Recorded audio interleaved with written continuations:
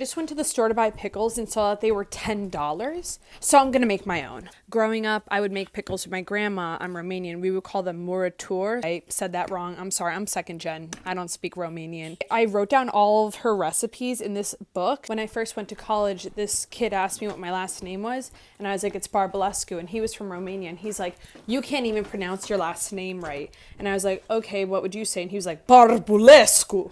Can you imagine if every time I introduced myself to somebody, I'm like, no, actually it's Barbulescu. Just sounds like I'm casting a spell on everyone. One of the recipe instructions is 1/3 of a head of cauliflower, cut into chunks according to the branches you see underneath.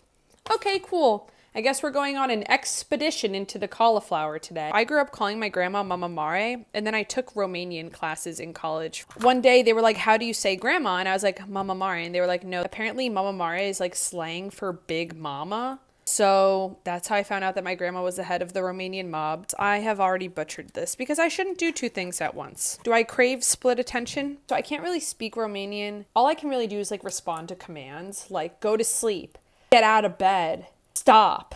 I can speak Romanian as well as a Romanian dog. All right. How the else am I supposed to cut this thing? This is why I need a big, strong man in my life. I've never been to Romania. I've looked up the village that my family is from. First Google result that came up just said, welcome to the global center of cybercrime. So I guess that's my legacy. Slay. I cut a bunch of stuff. See, look. One day she was reading through the obituaries. She shows me a photo of this woman. She goes, that lady, she has a face like a potato. Okay, slay grandma, you're bald. That bitch was crazy. She's dead now. But we miss her, R.I.P.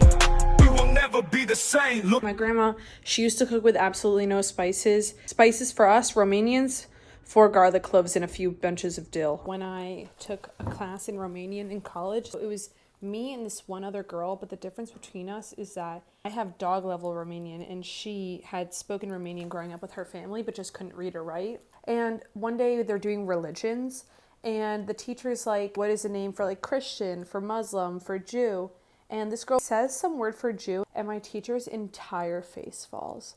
And she's like, that is not what we call the Jewish people. And she's like, oh my God, I'm so sorry. That's just like what we called them growing up. And that's how she found out her parents were anti-Semitic. I'm Jewish. And I'm sitting there and I don't even know what's going on because, bro, I don't speak Romanian. And that's about as much of a recipe I'll give you because in true honor of my grandma, that's about as much of a recipe as she'd give me.